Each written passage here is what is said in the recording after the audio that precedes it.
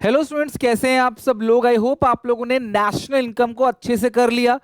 चाहे previous year question हो, चाहे एनसीईआरटी की रीडिंग हो, चाहे न्यूमेरिकल हो, सब कुछ हमने इजी वे में अच्छे से कर लिया। अभी चलते हैं 20 मोस्ट इंपोर्टेंट एमसीक्यू बनाते हैं और आप मुझे बताना आउट ऑफ 20 आपका स्कोर कितना है। वीडियो पॉज करके खुद ही आंसर देने की कोशिश करना और फिर देखना कौन कौन से क्वेश्चन गलत गए। अगर कुछ गलत जाता है उसको लिख के रख लेना ताकि बिफोर बोर्ड एग्जाम आप उसे रिवाइज करके जरूर जा सको। पूरी वीडियो नहीं देखनी पड़ेगी, फिर आपको सिर्फ उन क्वेश्चन को करना जहां पे गलती हुई है। तो फिलहाल स्टार्ट करते हैं। Question number 1, which of the following is included in the compensation of employees. जो कॉम्पनसेशन ऑफ एम्प्लॉइज होता है, यानी कि wages in salaries in cash and kind और employer contribution toward social security scheme, उसके अंदर क्या क्या इंक्लूड होता है। डियरनेस अलाउंसेस, महंगाई भत्ता होता है, सैलरी का ही पार्ट है। Tool given to employ to use in during the work, जो काम कर टूल दिया वो थोड़ी कॉम्पनसेशन के अंदर इंक्लूड होगा। Payment by insurance company to an injured employ, ये भी नहीं काउंट होता। कंट्रीब्यूशन बाय एम्प्लॉय टू, देखो एम्प्लॉय लिखा है, अगर एम्प्लॉयर लिखा होता तो होता, ये एम्प्लॉय लिखा है तो ये वैसे ही गलत हो गया। तो ए ऑप्शन करेक्ट है पहले का। सेकंड आते हैं, to arrive the value of GVAMP, GVMP निकालना है। Dash must be added to GVA basic price. देखो आपको चाहिए क्या, जीवीएमपी और जीवीए बेसिक प्राइस में आप क्या ऐड करोगे। तो आप याद रखना इसके अंदर हम नेट प्रोडक्ट टैक्सेस ऐड करते हैं। Net net product taxes NCERT में आप देखोगे ना तो बॉक्स बना के आपको दे रखा है ये, और बॉक्स बनाकर कंप्लीट इसके अंदर दिया हुआ है वही चीज की, ये फॉर्मूला गिवन है पूरा का पूरा। आप इसको ध्यान रखना, इंपॉर्टेंट है। सेकंड का बी ऑप्शन करेक्ट है। Goods do not undergo any further transformation at the hands of any producer. जो सामान पूरी तरीके से बन के तैयार है उस पर दोबारा कोई फर्दर ट्रांसफॉर्मेशन नहीं होगा। द स्टेटमेंट इज ट्रू, पहला स्टेटमेंट ट्रू है। Final goods, final goods do not undergo any further transformation at the hands of any, हाँ जो ठीक है। Final goods may get transform during their consumption by ultimate purchase. तो ultimate purchaser है जिसने सामान को खरीदा है खुद यूज करने के लिए, वो चाहे तो कंजप्शन के दौरान उसको ट्रांसफॉर्म कर सकता है। लाइक मैं चीनी खरीद के लेके आऊं तो वो फाइनल गुड्स है, और मैं उससे कॉफी बनाऊं तो मैं उस चीनी को कॉफी में बदल रहा हूँ, दूध को कॉफी में बदल रहा हूँ, तो वो मैं कर सकता हूँ क्योंकि मैं उसका अल्टीमेट परचेजर हूँ। मैं इसे आगे बेचूंगा नहीं, खुद यूज करूंगा सेल्फ कंजप्शन के लिए, फॉर देयर कंजप्शन। तो दोनों स्टेटमेंट ट्रू है। तो इसका सही आंसर क्या है, सी ऑप्शन करेक्ट है तीसरे का, both statements 1 and 2 true. D, identify the correct equation from the following. Correct equation आपको बताना है। जीडीपी एमपी एनएनपीएफसी, देखो एनएनपीएफसी में डैप ऐड करोगे तो जीएनपीएफसी बनेगा, तो ये इक्वेशन मैच नहीं हो रहा। एनएनपीएफसी में नेट टैक्सेस ऐड करोगे एनएनपीएमपी बनेगा, ये भी मैच नहीं हो रहा। जीएनपीएमपी जीडीपीएमपी में net factor income from abroad add करोगे तो जीएनपीएमपी, ये मैच हो गया। सी ऑप्शन से गलत है। एनडीपीएमपी में डैप ऐड करोगे जीडीपी बनेगा, ये एनएनपी, ये गलत है। तो ये सी ऑप्शन फोर्थ क्वेश्चन का बिल्कुल करेक्ट है। आपको बेसिकली फॉर्मूला जो है वो बताना था, कौन सा फॉर्मूला सही है। पांचवा, which the following statement is incorrect. GDP at MP is equal to GDP at FC plus net taxes. FC में जो जीडीपी एमपी है, एफसी में एनआईटी ऐड करोगे तो एमपी आएगा, बिल्कुल ठीक स्टेटमेंट है। आपको पूछा क्या, इनकरेक्ट। एनएनपी एमपी जो है वो एनएनपी एफसी के बराबर है। कब से बराबर होगा, ये तब बराबर होगा जब क्लास एमपी एफसी बराबर तब होगा जब नेट टैक्सेस जीरो होगा। Gross national product at market price is equal to gross domestic product market price plus net factor income from abroad, यानी कि तो ये स्टेटमेंट भी ठीक है आपका। और net national income, net national product eight factor cost जो है वो नेशनल इनकम होता है। सारा कुछ ठीक है, जो गलत ऑप्शन है वो बी ऑप्शन है। तो पांचवे का बी ऑप्शन करेक्ट है। Gross domestic capital formation can be calculated as, ये जो एक्सपेंडिचर मेथड में ग्रॉस डोमेस्टिक कैपिटल फॉर्मेशन है उसको कैसे कैलकुलेट करेंगे। Gross fixed capital formation plus inventory investment, बिल्कुल ठीक है। फिक्स में आप जो है वो चेंज स्टॉक यानी कि इन्वेंट्री इन्वेस्टमेंट ऐड करोगे तो इससे कर सकते हैं।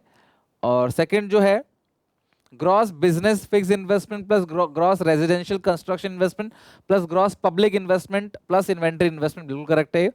Net capital formation plus consumption of fix capital, तो डोमेस्टिक कैपिटल फॉर्मेशन आएगा। सारे ऑप्शन ठीक है, तो डी करेक्ट है 6 का, all of these. Real GDP 173.82 है, नॉमिनल जीडीपी वो 295.36 लाख करोड़ है on the basis of given data GDP deflator. तो जो जीडीपी डिफ्लेटर है वो आप कैसे निकालोगे? Nominal GDP 295.36, real GDP 173.82। आप इसे डिवाइड देके देखो एक बार कितना आता है। 295.36 295.36 डिवाइड बाई 173.82 इंटू 100 भी कर देना तो 169.92 है कहीं ऑप्शन में? हाँ, सी ऑप्शन करेक्ट है। 7th क्वेश्चन का सी डन है। 8th, A factor cost is greater than market price. Factor cost ज्यादा है एमपी, वैसे एमपी बड़ा होता है, बड़ा एफसी बड़ा है, एफसी तभी बड़ा होगा जब एनआईटी क्या होगा? नेगेटिव होगा। और एनआईटी नेगेटिव कब होगा? एनआईटी का फॉर्मूला क्या है? Indirect tax less subsidy. अगर ये 5 है ये 6 है तभी तो ये माइनस का 1 आएगा। तो यानी कि अगर सब्सिडी बड़ा है इनडायरेक्ट टैक्स छोटा है तभी एनआईटी नेगेटिव होगा, और एनआईटी नेगेटिव होगा तो एफसी बड़ा होगा और एमपी छोटा होगा। तो अब मुझे बताओ क्लास, यहाँ पे सब्सिडी बड़ा है तो C option correct. 8th question का सब्सिडी बड़ा है इनडायरेक्ट टैक्सेस से। 9th का, Which of the following is not an economic activity and not including national income? किसको इकोनॉमिक एक्टिविटी नहीं मानते? मेडिकल सर्विस दे रहा है डिस्पेंसरी, हो तो है ही economic activity. Housewife doing household work, घर की महिलाएं, घर की माताएं बहनें जो काम करती हैं उसको अभी भी इकोनॉमिक एक्टिविटी में कंसिडर नहीं किया जाता, जस्ट बिकॉज कोई सैलरी नहीं मिलती उनको, लेकिन उनका बहुत काम होता है सुबह से लेकर रात तक। अगर घर पूरा का पूरा बना होता है तो आपकी मम्मी आपकी सिस्टर उसको बना के रखती हैं, बदले में मिलता कुछ नहीं है, ठीक है। तो ये हो गया housewife doing house hold work, तो इसको हम लोग क्या बोलते हैं? ये अभी भी ये इकोनॉमिक एक्टिविटी में कंसिडर नहीं किया जाता और नेशनल इनकम में भी काउंट नहीं किया जाता। Lawyer doing is practice, lawyer अगर प्रैक्टिस कर रहा है तो बिल्कुल वो इकोनॉमिक एक्टिविटी में काउंट होगा। मेड वर्किंग हो रही फुल टाइम फैमिली, ये भी काउंट होगा। For a close economy no foreign trade, which one of the following is correct?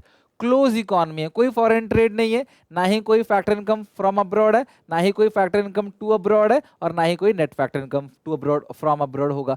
तो उस सिचुएशन में क्या होगा? जीडीपी और जीएनपी दोनों बराबर है। डोमेस्टिक और नेशनल का डिफरेंस क्या होता है? एनएफआई है, एनएफआई है 0 है, तो डोमेस्टिक और नेशनल क्या है? बराबर है। 10th क्वेश्चन का ए ऑप्शन करेक्ट है। समझ रहे हो कैसे कैसे क्वेश्चन, थ्योरी क्वेश्चन।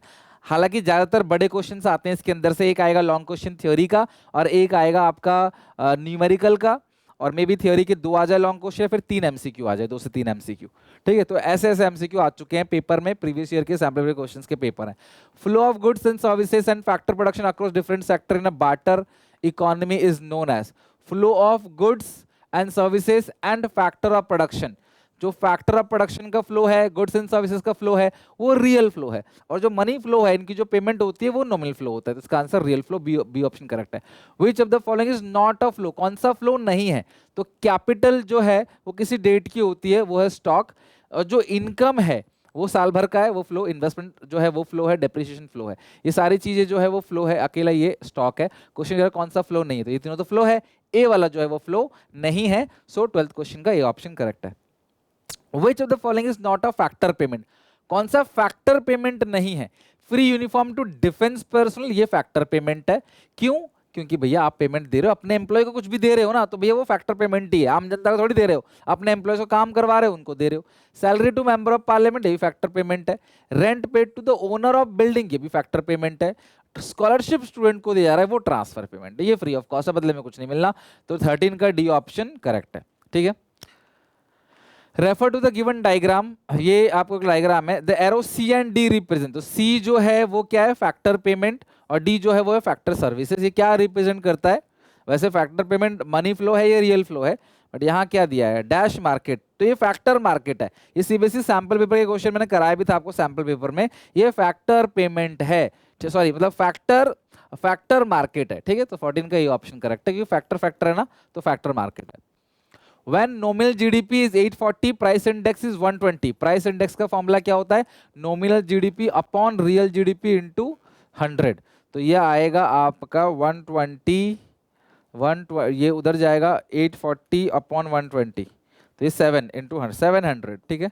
700 करोड़ का आ गया आपका ये रियल जीडीपी। 15 का ए ऑप्शन करेक्ट है।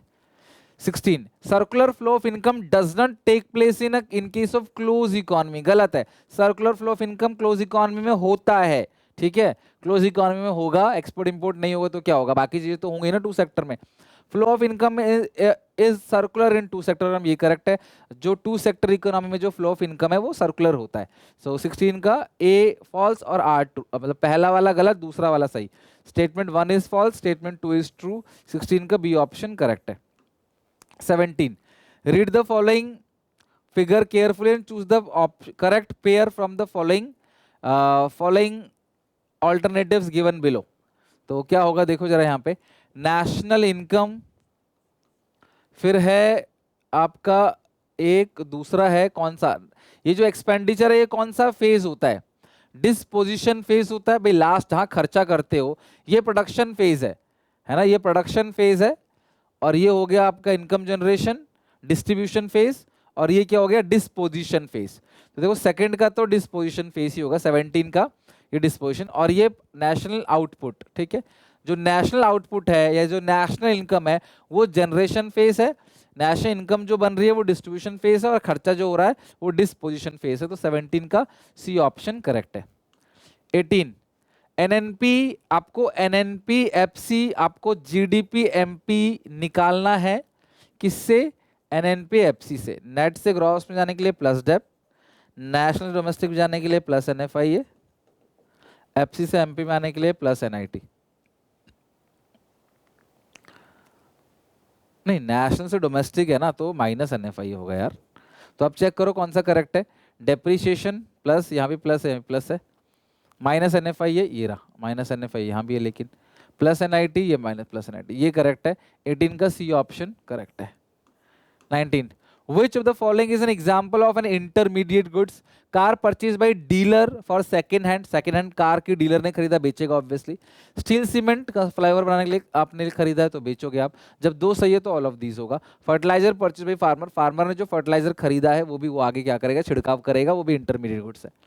If an economy the value of net factor income from abroad is 200, NFI दे रखा है 200, the value of factor income to abroad is 40, और आपको निकालना क्या, फैक्टर इनकम फ्रॉम अब्रॉड, इसको इधर भेज दो, 240 आ गया। 20 क्वेश्चन का सी ऑप्शन करेक्ट है। बहुत सिंपल सा क्वेश्चन था, राइट। चलो तो हम लोगों ने यहाँ पे पूरे के पूरे 20 क्वेश्चन कर लिए। आप मुझे बताओ आउट ऑफ 20 आपके कितने क्वेश्चन सही हैं, और जो गलत है उनको लिख के रख लेना, और कोई डाउट हो कमेंट्स में पूछ लेना, लिख के रखना ताकि बिफोर बोर्ड एग्जाम रिवीजन करके जा सको। तो नेशनल इनकम आज फाइनली हमारा पूरा का पूरा अच्छे से खत्म हो गया, एवरीथिंग डन। और मेरे को बच्चों ने रिक्वेस्ट की है कि सर एक सेपरेट वीडियो बना दो इंक्लूड एक्सक्लूड वाला आइटम पे, जो मैं बनाऊंगा, मैं हर साल बनाता हूँ। एक सेपरेट वीडियो बताऊंगा आपको कि क्या क्या चीजें नेशनल इनकम में या डोमेस्टिक इनकम इंक्लूड होती है और क्या क्या चीजें नहीं होती, उसकी सेपरेट वीडियो आएगी। तो यहाँ तक अच्छे से पढ़ के आना। मिलते हैं नेक्स्ट क्लास में नए चैप्टर के साथ रिवीजन में। Till then take care, bye bye.